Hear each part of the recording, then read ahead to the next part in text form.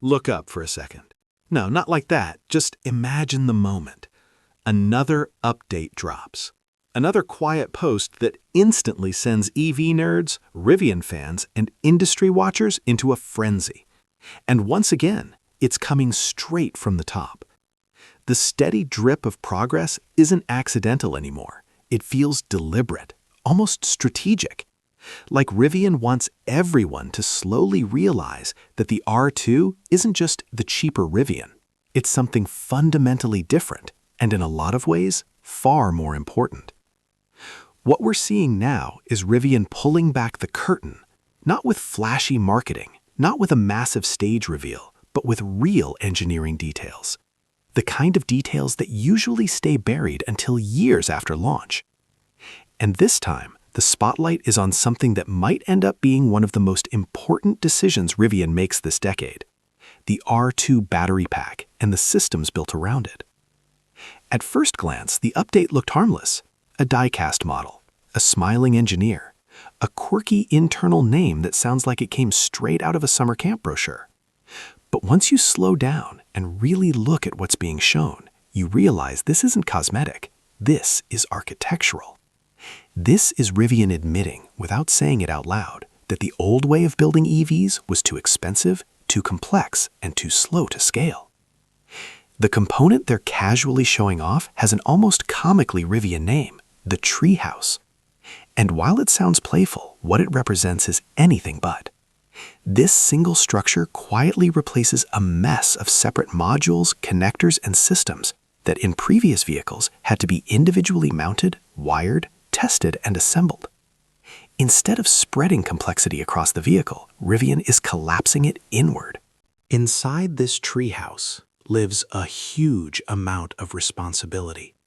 High-voltage power electronics, rear zonal control, battery pack contactors, DC to DC converters, DC to AC converters, a bidirectional onboard charger. In older designs, these would be scattered, isolated, and stitched together through layers of wiring and mounting hardware. In the R2, they're centralized, unified, designed to be installed as a single major unit.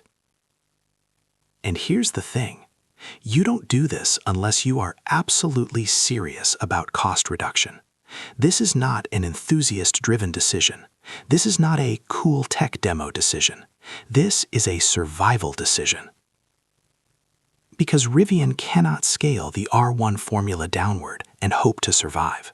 The R1 platform is brilliant, but it's expensive, heavy, overbuilt for a mass-market vehicle. The R2 might look familiar on the outside, but internally, it's almost a clean sheet rethink. Fewer parts, fewer steps, fewer things that can go wrong, fewer things that cost money. This single consolidation likely replaces somewhere between 15 and 20 separate components found in the R1 vehicles. Think about what that means: fewer suppliers, fewer bolts, fewer welds, less labor, less testing, less complexity at every stage of manufacturing. And that's how you make a vehicle cheaper without gutting what makes it special. But the treehouse does more than simplify electronics. It hints at something bigger: bidirectional power. That detail alone changes how you should think about the R2. Bidirectional charging means the vehicle isn't just a consumer of energy, it's a source.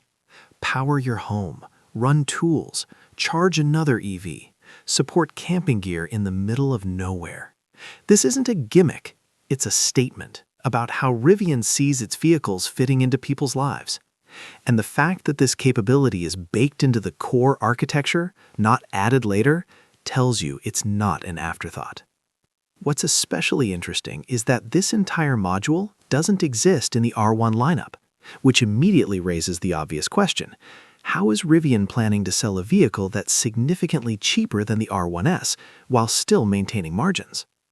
The answer becomes clearer the deeper you look. The R2 isn't just smaller, it's fundamentally re-engineered.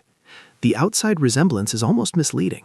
Underneath, nearly everything has been reconsidered with one guiding principle: simplify or eliminate.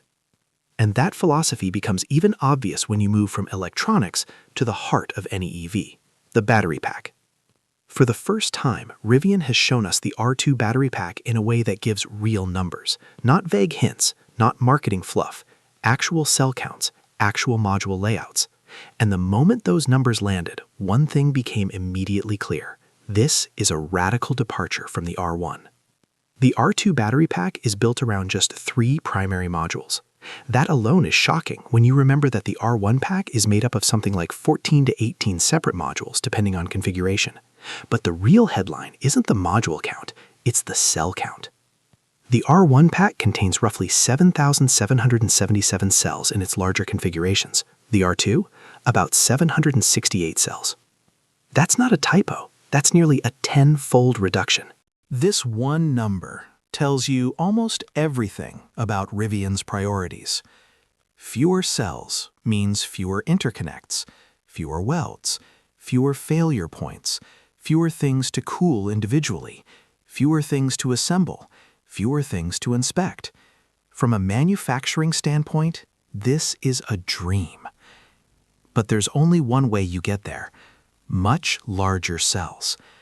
Instead of thousands of smaller cells, Rivian is going with large format cylindrical cells, internally referred to as 4695 cells, slightly longer than the industry's more famous large cell format, and designed to do more than just store energy.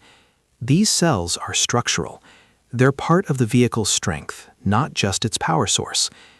The battery pack itself contributes to the rigidity of the vehicle. The treehouse contributes structurally as well.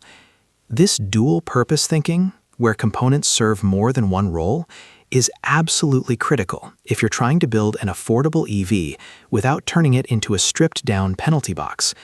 Every time a part does 2 jobs instead of 1, you save money, you save weight, you save time, and Rivian is doing this everywhere in the R2.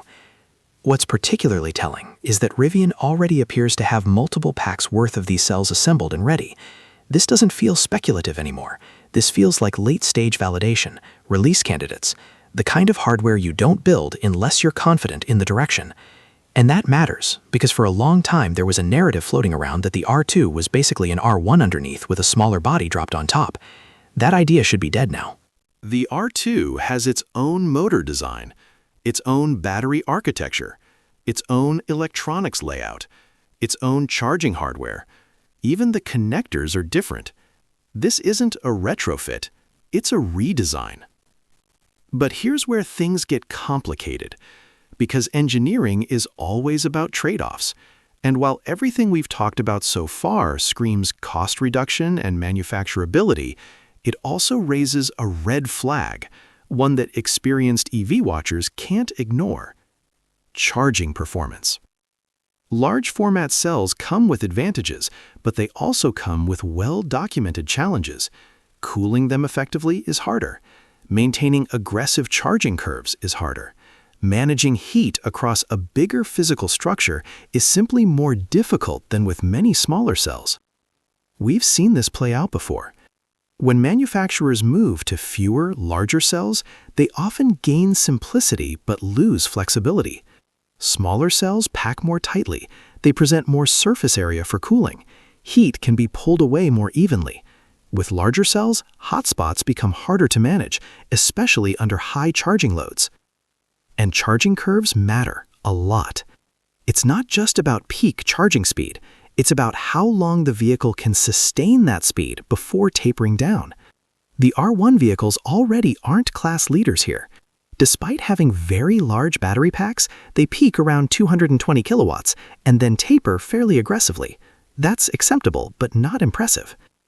Now imagine taking that baseline and pairing it with even larger cells. There's a real risk that charging performance becomes the R2's biggest weakness. Not range, not features, not software, charging. This isn't speculation pulled out of thin air. We've seen similar patterns across the industry. Larger cells often require more conservative charging strategies, especially early in a platform's life. Manufacturers err on the side of safety and longevity, which can lead to slower real-world charging experiences. And while some companies have managed to improve this over time, it hasn't been easy. Cooling plays a massive role here. With smaller cells, you can pack them close together and run cooling channels along more surface area. With larger cells, you have fewer interfaces to work with. Heat has farther to travel. The engineering challenge grows quickly. This is where things get interesting, because Rivian is clearly prioritizing cost, and cost-focused decisions rarely align with chasing record-breaking charging curves. If you're trying to hit an aggressive price point, you choose designs that reduce parts and complexity, not ones that push the limits of thermal performance. That doesn't mean the R2 will charge badly. It just means it probably won't be exceptional. And honestly, that might be okay, because the R2 isn't trying to be the best EV on paper. It's trying to be the most accessible way into the Rivian ecosystem. It's meant to grow the customer base, to get more people into the software, the design language, the adventure-focused brand. In that context, sacrifices make sense, especially when you consider what the R2 gains in return. The design itself is more practical, boxier, more usable space, better storage, likely better ground clearance, a more adventurous stance than many competitors. There's even the possibility of high-performance variants that could embarrass some well-known rivals off the line. Then there's the driving experience, the interior controls, those physical dials that people are already obsessing over. Sometimes it's the tactile things, the stuff you touch every day, that sells a car more than specs on a chart. Add in advanced driver assistance that's already rolling out, with hands-free capability expanding and eyes-free driving on the horizon, and suddenly the R2 starts to look like a very compelling package, even if charging isn't its strongest suit. And there's another major factor that softens the blow: charging access. The R2 launches with a native high-power charging port that gives it access to one of the largest fast-charging networks available. That changes the equation entirely. Even if charging speeds aren't class-leading, availability matters, convenience matters, reliability matters. If you can pull into almost any fast charger, plug in without hassle, and get a consistent, predictable experience, that often outweighs raw charging numbers on paper. Efficiency will matter too. If the R2 can squeeze out decent miles per kilowatt hour, it won't need to charge as often.